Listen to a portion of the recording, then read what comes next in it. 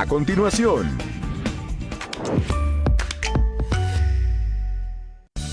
A continuación.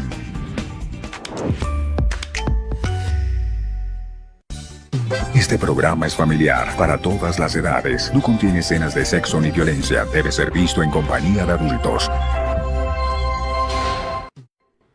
Este programa.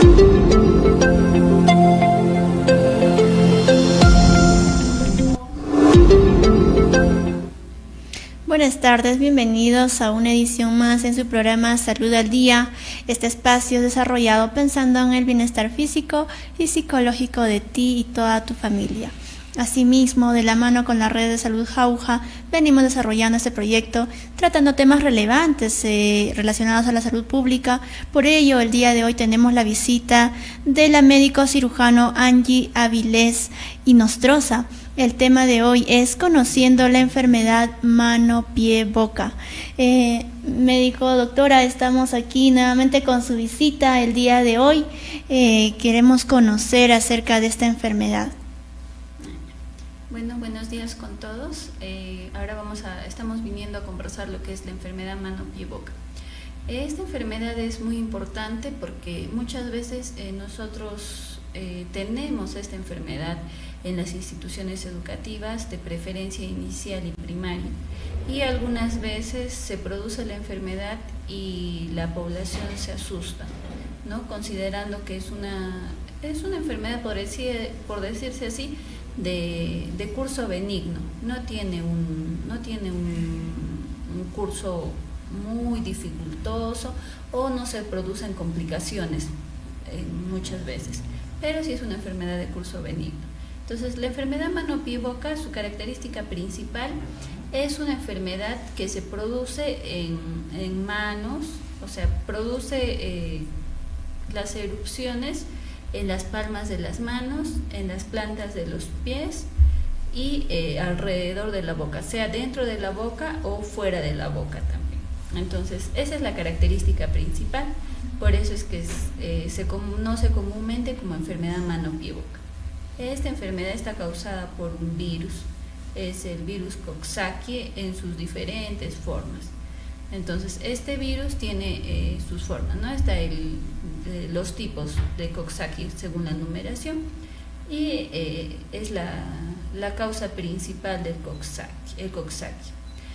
Estamos conversando de esta enfermedad porque ahora se está detectando, siempre hay subida, o sea, es una enfermedad que se produce todos los años, tenemos casos.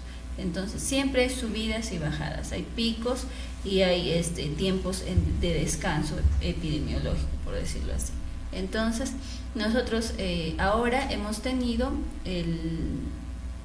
unos pequeños picos, no hemos tenido casos en instituciones educativas de origen primaria y de inicial, y durante el año en Jauja ya tenemos 12 casos confirmados de mano-pie-boca, y durante el mes de mayo tenemos 4 casos también confirmados de mano-pie-boca, el cual se ha hecho la investigación epidemiológica para ver que no cause un brote o que no sea un brote.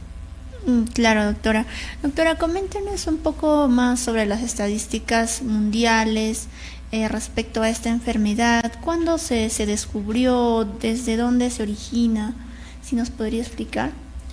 Y ya. La enfermedad o el virus del Coxsackie pertenece a una familia que son los enterovirus, ¿no? Es un grupo más grande, por decirlo así.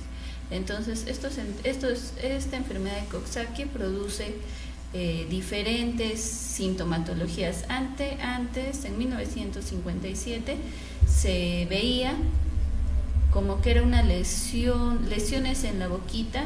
En Toronto se vio como lesiones, se describió por primera vez el brote con lesiones en boca, y adicional había vesículas en extremidades inferiores y superiores, así se describía.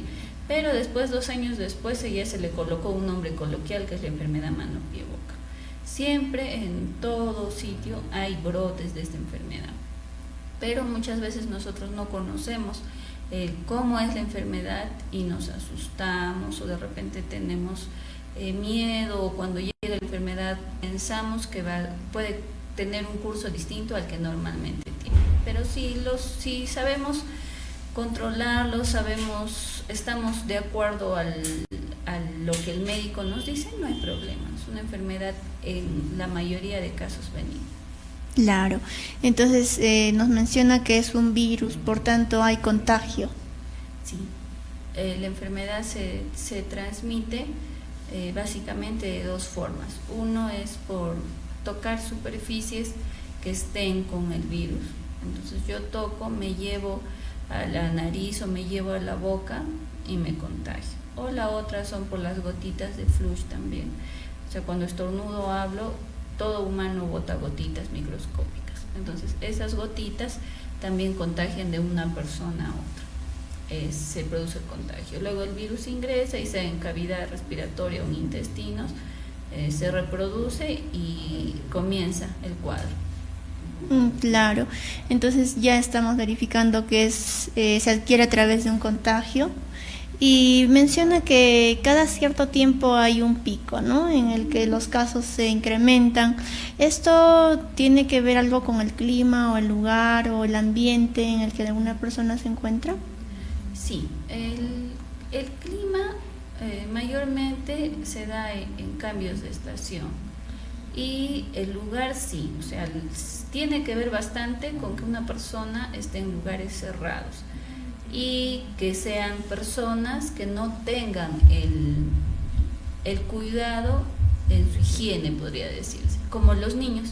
Por ejemplo, los niños en el jardín, si la profesora no les está diciendo que se laven la mano frecuentemente, los niños no lo hacen. Entonces, ¿por qué? Porque son niños todavía. Entonces, igual, los niños comparten, abren su loncherita y agarran la cuchara, y con la misma cuchara come uno, el otro. Entonces, en esas situaciones, en situaciones de lugares cerrados, donde comparten objetos comunes, los juguetes también, digamos, en las cunas, en los jardines, en las guarderías, un niño juega con el juguete y el otro niño juega con el mismo juguete, se lo mete a la boca, se lo pasa por las manos, come encima del juguete. Entonces, en esas situaciones son que se producen los contagios, en lugares conglomerados, sin mucha ventilación y donde tienen objetos comunes que comparten. Claro. Menciona que este problema o esta enfermedad afecta más a los niños de inicial, primaria, ¿no? ¿Y hay casos en adultos o adolescentes? Sí podrían darse los casos, pero es un poco menos frecuente. O sea, la frecuencia de los picos que se dan son en niños menores a 5 años, pero también se pueden dar en niños de primaria. Y sí hemos tenido casos, por ejemplo, aquí en Jauja, hemos tenido uno de los últimos casos de los de mayo, es en una institución educativa de más o menos, ¿no?, entre cuarto y quinto de primaria. Han habido casos, entonces sí se pueden dar. Ahora, lo otro es que los adultos probablemente en algún momento antes ya tuvieron la enfermedad, entonces ahora ya no van a hacer la enfermedad y tienen más cuidado también, ¿no? El lavado de manos, lo primordial es el lavado de manos. Entonces, en el lavado de manos, no tocar superficies. Ya cuando eres adulto ya no estás tocando la cara, ya no te estás tocando la nariz con la mano sucia, entonces es menos frecuente. Claro, entonces es así como tal vez la varicela, que en algún periodo si te dio ya no te vuelve a dar. Sí, pero por ejemplo, la varicela es una enfermedad inmunoprevenible ya en la actualidad. O sea, ¿qué quiere decir? Que a una edad específica el niño se vacuna, claro, para no adquirir la enfermedad, pero el que uno esté vacunado, o sea, el estar vacunado no quiere decir que uno esté inmunizado, que quiere decir que la vacuna tiene un rango de error, podría decir. O sea, que no todos los que se vacunan se inmunizan. Sí, la mayoría, la mayoría, y las vacunas son muy buenas, pero hay algunas personas que no, a pesar de estar vacunadas, pueden hacer la enfermedad. Entonces, en cambio, la enfermedad mano-pie-boca actualmente no tiene vacuna, o sea, no es una enfermedad inmunoprevenible. Interesante, doctora. Bien, a ustedes en sus casitas también pueden hacer sus consultas, ya que como hemos estado viendo, se han estado dando casos y brotes en nuestra ciudad. Pueden hacer sus consultas al número 922-655-566 y vamos a estar respondiéndolas con la visita del especialista. Con esto nos vamos a un breve espacio publicitario y a regresar vamos a ver los signos y síntomas más específicamente de esta enfermedad mano-pie-boca. Regresamos. Bien, estamos de regreso aquí en Salud al Día, conociendo la enfermedad mano-pie-boca con la visita de la médico cirujano Angie Avilés y Nostroza. Doctora, queremos conocer cuáles son los signos y síntomas más comunes de esta enfermedad. La enfermedad mano-pie-boca, como toda enfermedad, cada persona es diferente. Entonces, esta enfermedad se da en cada persona de diferente forma, pero tiene signos y síntomas comunes. Entonces, en los síntomas comunes, o sea, lo que siente la persona es fiebre, malestar general, los niños bajan un poquito su apetito, o sea, dejan de comer un poco, después presentan de repente más sueño, lo que le da la fiebre. La fiebre produce cambio del hábito del niño, o sea, tiene más sueño, de repente no juega igual como normalmente juega. Entonces, esos son los síntomas de una persona. Y después, en los signos comienzan a aparecer lesiones. La mayoría de lesiones comienzan a aparecer en la boquita. Entonces, sea en la mucosa, o sea, dentro de la boquita, en el paladar por adentro, o en la mejilla, la cara interna, o fuera de la boquita también, alrededor de los labios. Entonces, se comienza a presentar, son erupciones con el bordecito rojo. Entonces, son pequeñas erupciones con el bordecito rojo, que cuando están dentro de la mucosa oral producen malestar. Entonces, por eso el niño deja de comer. A veces no se produce afuera, no se ve, pero el niño deja de comer. Le revisas la boquita y tiene sus lesiones. Entonces, estas lesiones primero se presentan como erupciones y después se hacen vesículas. O sea, ¿qué quiere decir? Que estas lesiones tienen agüita dentro, estas se revientan y se producen heriditas. Son tipo heriditas pequeñas, muy pequeñas alrededor de la boca. Luego se comienza a presentar lesiones en lo que es las palmas de las manos y las plantas de los pies, lo que muchas otras enfermedades no hacen. Como diagnóstico diferencial, muchas otras enfermedades no producen esa sintomatología de lesiones. También de la misma forma son lesiones pequeñas, elevadas de tamaño, con bordes rojitos, que en algunos casos suelen reventarse. Y se puede producir no solo en palmas, sino en la manito, en general en extremidades superiores e inferiores, pero se dan en esas tres zonas básicamente. Ya, o sea, no existe o no se puede dar en otras partes como la espalda, el pecho. Sí, básicamente se produce solo en miembros superiores, miembros inferiores y mucosa oral. Por eso de aquí viene su nombre, ¿no? Enfermedad de mano, pie, boca, para poderla distinguir. Claro. Entonces, doctora, ¿qué hacer cuando vemos que un niño está presentando ya estos signos, estos síntomas que nos acaba de indicar?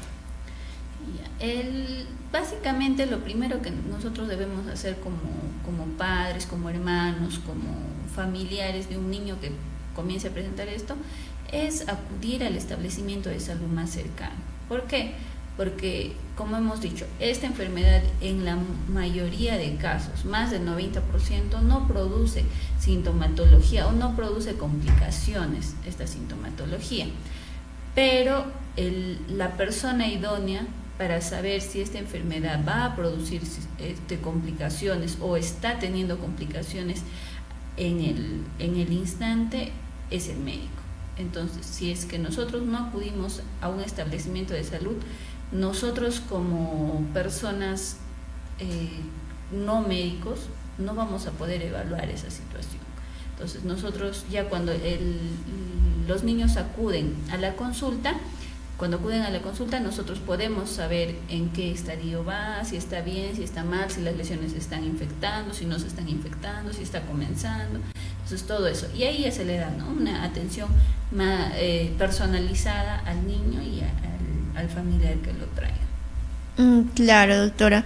Mencionó algo importante acerca de los estadios. Si nos puede explicar un poquito, y entiendo que será de acuerdo a la temporalidad también. Bueno, la enfermedad se produce su periodo de incubación. El periodo de incubación es el periodo en el que el niño se contagia, pero no hace síntomas. ¿Qué quiere decir?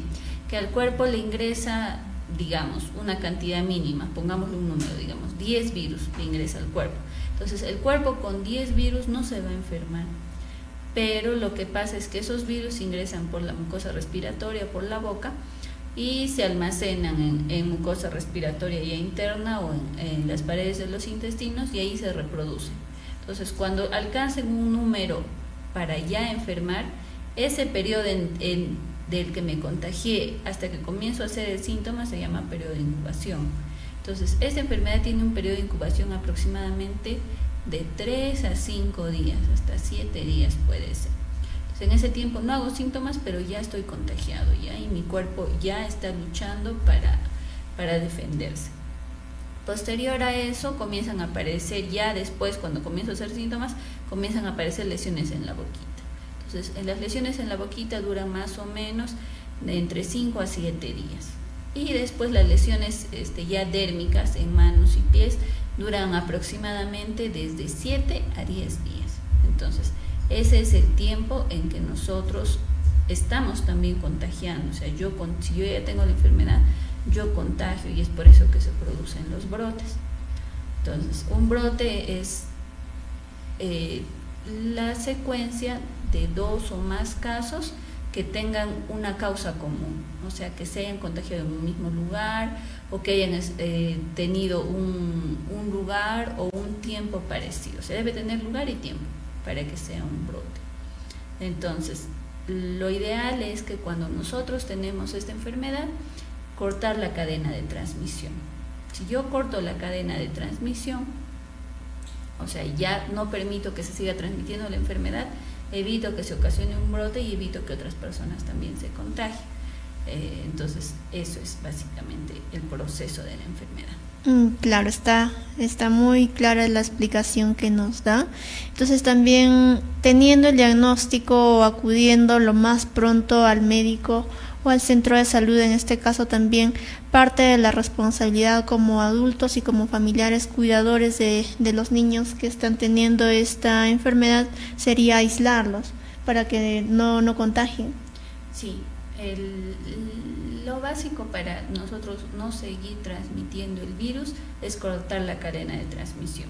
Entonces, yo tengo que cortar la cadena de transmisión en el lugar donde probablemente se haya contagiado. ¿Por qué? Porque mi niño se pudo haber contagiado, pero quizá otros niños todavía no están contagiados. Entonces, si yo sigo llevando a mi niño a la institución, a la cuna, a la guardería, a la primaria, entonces este niño va a contagiar a otros niños, y esos niños de repente no únicamente tienen contacto con niños en casa, sino de repente en el colegio, sino en casa también tienen primitos, hermanitos. Entonces todos esos contagios se dan. Entonces, nosotros cuando hacemos la investigación, cuando hay un caso positivo de mano, pie, boca, vemos eso, ¿no? Si es que de repente los niños tienen hermanitos en otras secciones, se está vigilando eso, se está llamando, se está preguntando, se está haciendo visitas para lograr nuestro objetivo, que es cortar la cadena de transmisión. Entonces, si yo corto la cadena de transmisión, únicamente voy a vigilar a los niños que ya se contagiaron, y ellos ya no van a contagiar a otras personas.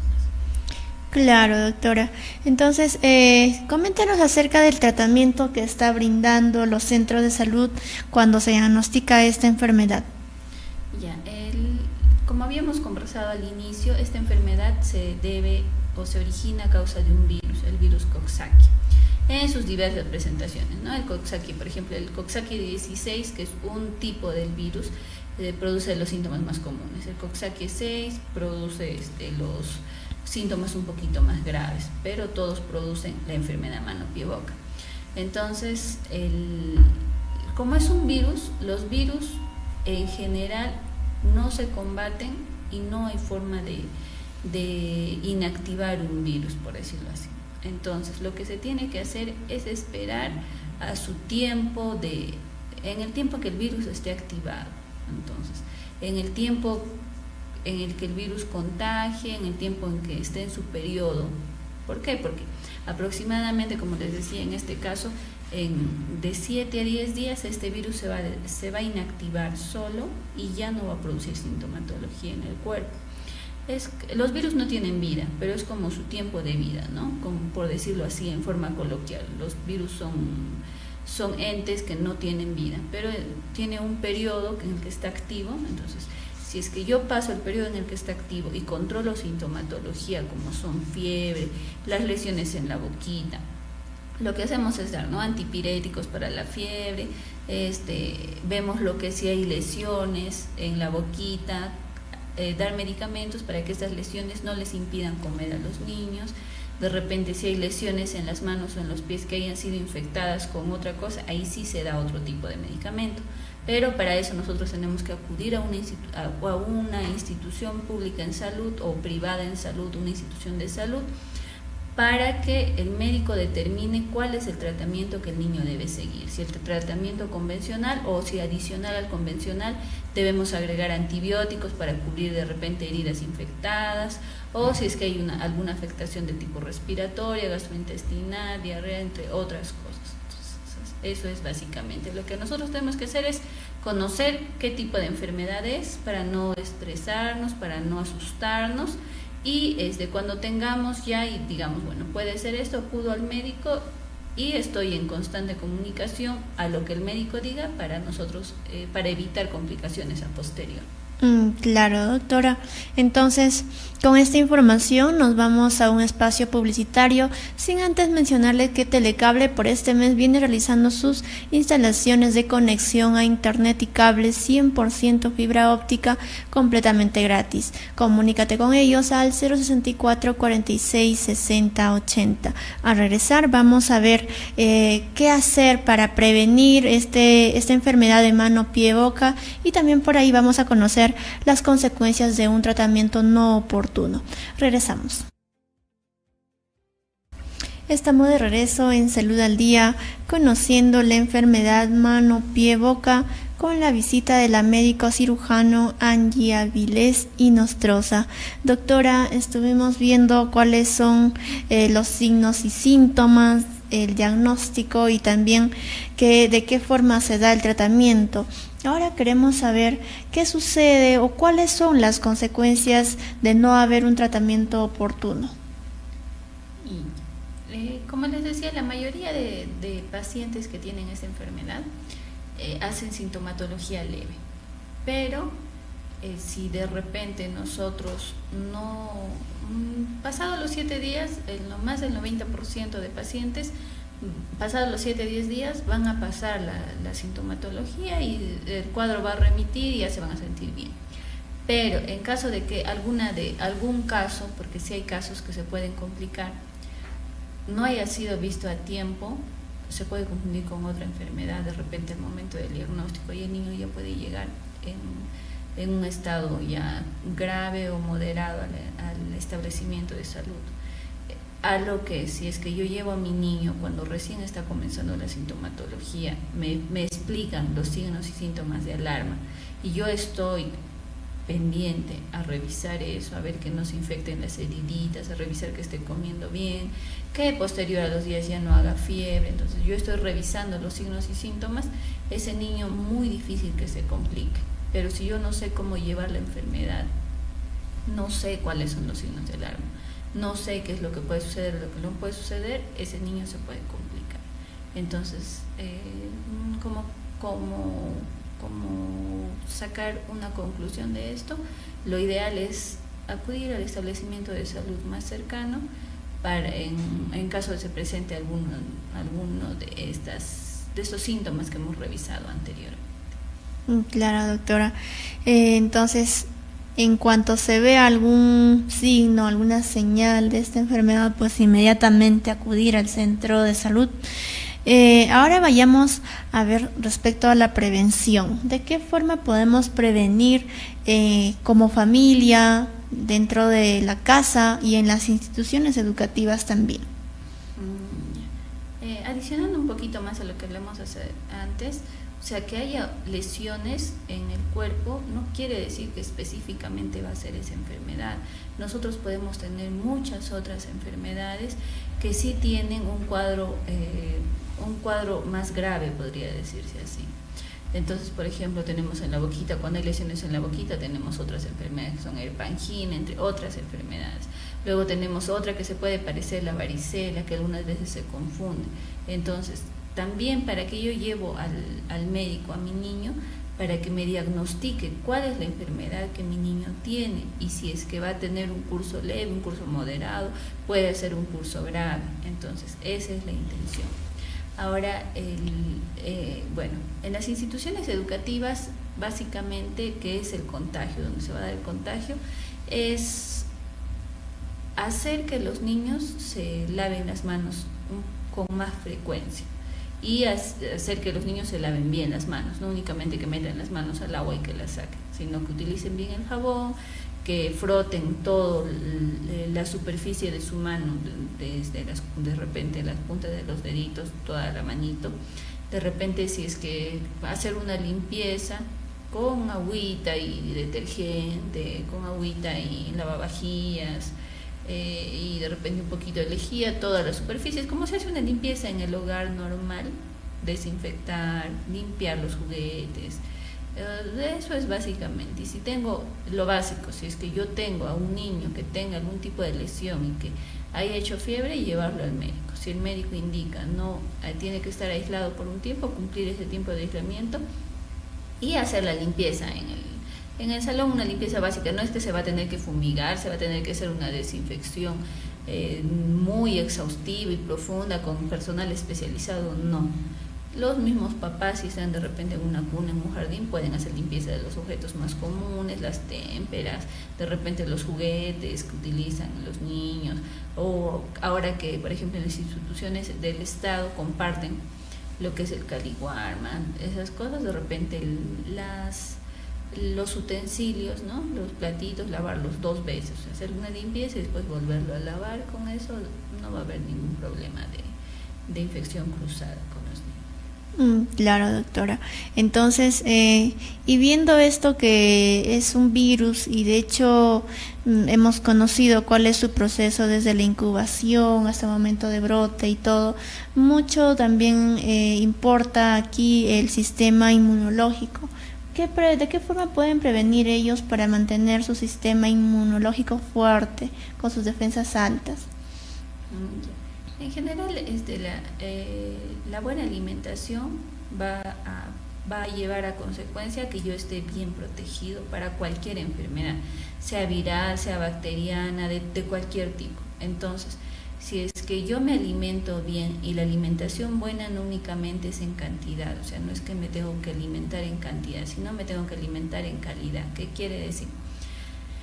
Los alimentos básicamente están divididos, ¿no? En alimentos que producen o que aportan lo que son vitaminas y minerales, los que aportan carbohidratos y los que aportan proteínas. Las proteínas son las carnes, todo lo que venga del origen animal, derivados básicamente. Lo que aporta carbohidratos son pues todo lo que son papas, harinas, fideos, yucas, entre todo lo que venga de eso.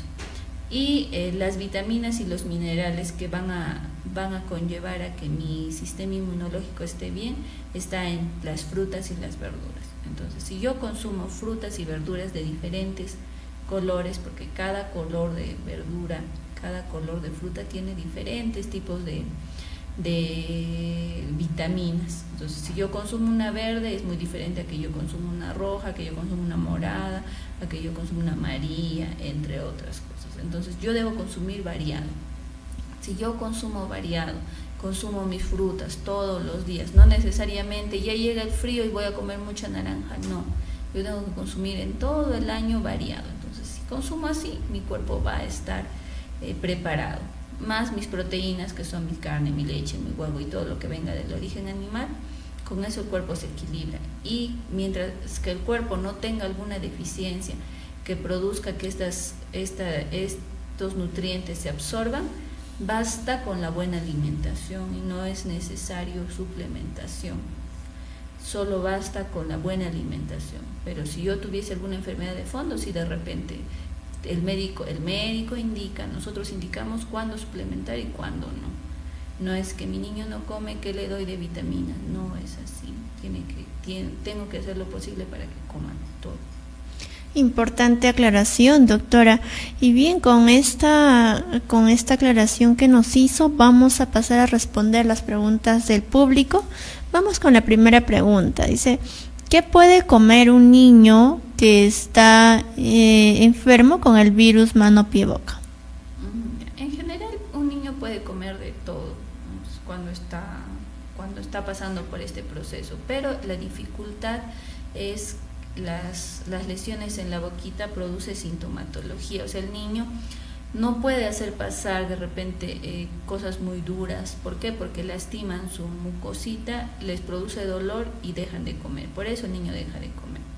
Entonces, lo que dependiendo del tipo de lesión, nosotros recetamos en algunos casos de repente algún medicamento que adormezca la zona de la boquita por el tiempo que el niño coma. Es por ejemplo, una salida que nosotros tenemos. Otra es de repente, de acuerdo al estadio, de repente el niño ya está pasando por el estadio de la boquita, ya no hay tantas lesiones, se hace el procedimiento de diferente forma. Pero en general un niño puede seguir consumiendo de todo, siempre y cuando el dolor de la boquita se lo permita. Bien, vamos con la siguiente pregunta. ¿Cuántos días dura el contagio del virus mano-pie-boca en el niño? El virus va a tener un tiempo de incubación aproximadamente, como dijimos, de 3 a 5 hasta 7 días. Después va a estar en el cuerpo, desde que comienzan los síntomas, aproximadamente 10 días, de 7 a 10 días entre las lesiones de la boca y las lesiones en piel. Entonces ese es el tiempo en el que el niño va a hacer lesiones, y hasta eso el niño tiene que permanecer aislado, por decirlo así, de la familia, de los grupos sociales en los que esté, y vigilado. Bien, gracias, doctora. Vamos con la siguiente pregunta. Dice, ¿cuándo deja de contagiar un niño el virus de mano-pie-boca? Deja de contagiar cuando ya se haya producido, o sea, después del tiempo de enfermedad. Claro. En este caso, pasado el tiempo de enfermedad, y el niño puede retornar nuevamente a su institución educativa o de repente a sus grupos sociales donde acuda normalmente, y ya no va a haber contagio ya. ¿Recomienda alguna crema para usar en las heridas producidas por este virus? Dependiendo del tipo de heridas. Normalmente, como les explicamos al inicio, las lesiones por el virus de mano-pie-boca son pequeñas, o sea, son lesiones pequeñas que llegan en la boca, si se ulceran rápido, o sea, que quiere decir que se hacen, son papulitas, levantamientos en la piel pequeñitos, y en la boca esos levantamientos se hacen heriditas, eso se llaman las úlceras. Entonces, normalmente en la mano no quedan muchas huellas, salvo que el niño, adicional a que tenga su síndrome o su enfermedad de mano-pie-boca, se haya infectado de una bacteria o de una bacteria dérmica o de otra cosa, y se produzca una infección. Ahí sí las heridas pueden ser más grandes o pueden infectarse o se pueden ver peor. Pero en ese caso no necesita mayor, que no se rasquen, porque sí produce de repente un poco de escozor. Evitar que se rasquen, colocar algo para que evite que se rasquen, nada más. No es una enfermedad muy vistosa, por decirlo así, o sea, que produce lesiones grandes como la varicela, que sí produce lesiones grandes. Gracias, doctora. Entonces, bien, con esto hemos finalizado la pregunta que nuestro público hizo y también hemos llegado a la parte final. Doctora, un mensaje final a la población respecto a esta enfermedad. Lo que siempre le decimos, ¿no? Y siempre, cada consulta repetimos a las personas que vienen a la consulta, es que una farmacia es un negocio. Y sí, o sea, la farmacia, su objetivo es vender y que nosotros compremos medicamentos, pero las farmacias no recetan, las farmacias no ven consecuencias, las farmacias son únicamente un negocio que quiere vender, quiere hacer su trabajo.